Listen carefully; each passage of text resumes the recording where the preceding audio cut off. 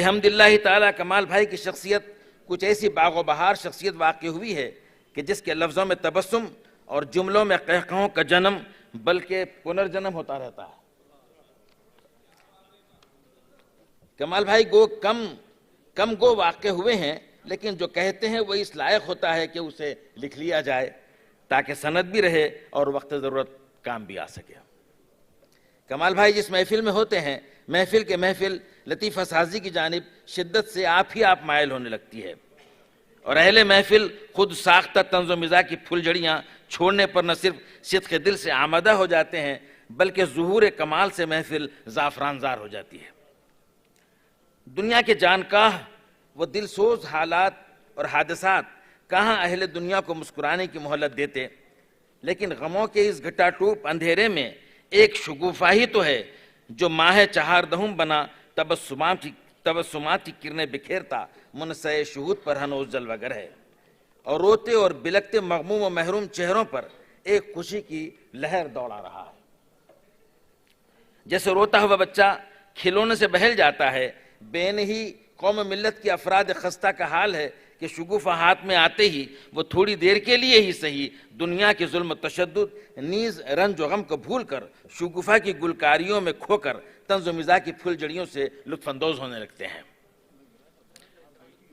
لوگ جب شگوفہ کے پرکیف مضامین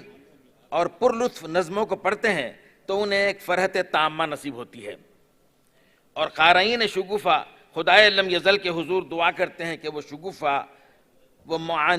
معاونین شگوفہ و مدیر شگوفہ کو تادیر سلامت رکھے تاکہ وہ شگفتگی اور شیفتگی سے جانب منزل رواں دواں ہوں اور اسیران اشک و غم و دولت تبسم حاصل کرتے رہیں۔ کمال بھائی ایک تجربہ کار تنقید نگار بھی واقع ہوئے ہیں۔ وہ طنز و مزاح پر مبنی ادب پر محض ایک اچٹتی سی نظر ڈال کر پہچان لیتے ہیں کہ آیا یہ رشاط قلم لائق اشاعت ہیں بھی یا نہیں۔ سال ہا سال کی مشق و مداولت کے سبب وہ اس درجہ دوربین بلکہ خوردبین واقع ہوئے ہیں کہ وہ طنز کی چبھن اور مزاح کی رانائی دونوں کو تلاش کر لیتے ہیں۔ سادگی و پرکاری کمال بھائی کا طرح امتیاز ہے۔ وہ غالب کے اس شعر کی طرح ہیں جنہیں سمجھنے کے لیے اعلیٰ ظرفی، باریک بینی نیز ہوش مندی کی ضرورت ہوتی ہے،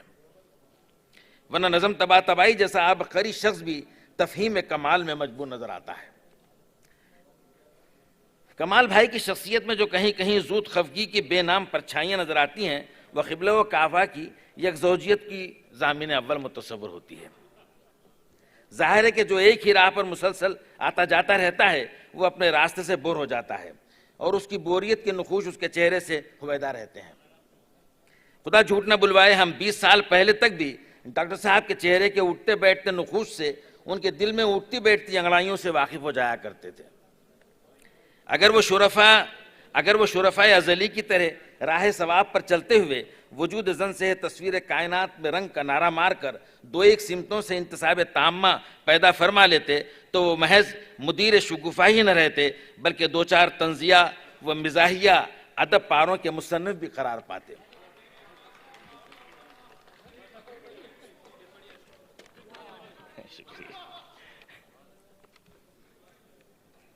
اگر وہ شرفاء ازلی کی راہ ثواب پر چلتے ہوئے وجود زن سے تصویر کائنات میں رنگ کا نعرہ مار کر دو ایک سمتوں سے انتصاب تامہ پیدا فرما لیتے تو وہ محض مدیر شگوفہ ہی نہ رہتے بلکہ دو چار طنزیہ و مزاحیہ ادب پاروں کے مصنف بھی قرار پاتے۔ تاہم یہ بات کہے بغیر نہ رہا جائے گا کہ ہم کمال بھائی کا مطالعہ کرتے کرتے خود بوڑھے ہو گئے، لیکن اس جوان ہمت شخص کی شخصیت میں جو مزید کمالات متزین و مترتب ہیں ان تک کماں کا رسائی حاصل نہ ہو سکی۔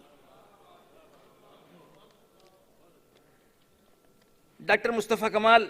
بہرحال مبارکباد کے مستحق ہیں کہ جنہوں نے نہایت پامردی سے طنز و مزاح کی مسلسل خدمت کو خود پر واجب کر رکھا ہے۔ یقیناً اس ادارے پر کچھ موسم ایسے بھی آئے جن میں ہمتیں پست کرنے والے باد سرسر کے جھونکے چلے، جھلسا دینے والی آندھیاں اٹھیں، گرداب مایوسی نے پائے استقلال کو متزلزل کرنے کی سازشیں رچائیں، دیوار بیزاری نے سد باب کا تہیہ کر لیا، لیکن مصطفیٰ کمال نے واقعی کمال دکھایا اور بازوؤں کو شل کر دینے والے فلک بوس تموج میں اپنے سفینہ شوق کو ساحل مراد کی جانب اپنے کاروان مزاح کے ساتھ پوری استعداد کے ساتھ ہنوز رواں دواں ہے۔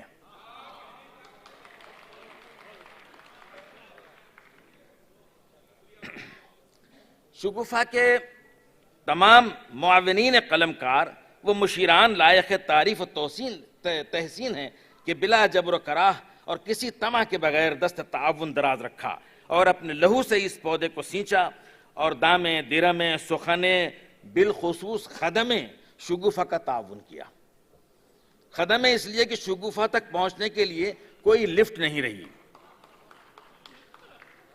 اور لوگ تیسری منزل تک پہنچتے پہنچتے اس قدر نڈھال ہو جاتے ہیں کہ جو ہنسنے کا حوصلہ لے کر چڑھتے تھے وہ ہانپنے لگتے ہیں اور ان کی گہری سانسیں کبھی کبھی گہری آہوں میں بھی تبدیل ہو جایا کرتی ہیں۔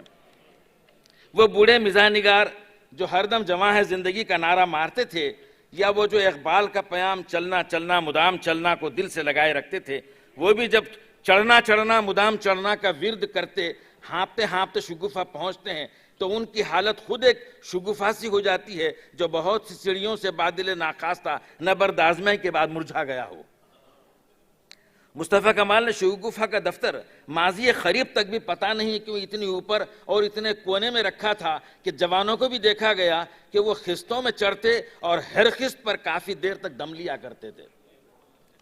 تاکہ چڑھنے کے اس قدر عادی ہو گئے تاکہ منزل مسدود تک بآسانی پہنچ سکیں۔ لیکن دیکھا یہ گیا ہے کہ مصطفیٰ کمال نہایت آسانی سے یہ چڑھائی سر کر لیا کرتے ہیں۔ بات دراصل یہ ہے کہ وہ ان سیڑھیوں پر چڑھنے کے اس قدر عادی ہو گئے تھے کہ اگر وہ کبھی کسی تعطیل یا تعطل کی وجہ سے ان سیڑھیوں پر نہیں چڑھتے تو ان پر چڑچڑے پن کے آثار نمودار ہو جایا کرتے تھے۔ اب اسے شگوفہ سے بے پناہ عشق اور فن طنز و مزاح سے بے پناہ لگاؤ ہی کہہ سکتے ہیں۔ یہ ان کے عشق حقیقی کا نتیجہ ہے کہ ہندوستان کے بیشتر رسالے خدا کو پیارے ہو گئے، حتیٰ کہ شمع جیسا دلچسپ رسالہ بھی بجھ گیا، لیکن شگوفہ ہے کہ اپنی بہاریں لٹا رہا ہے۔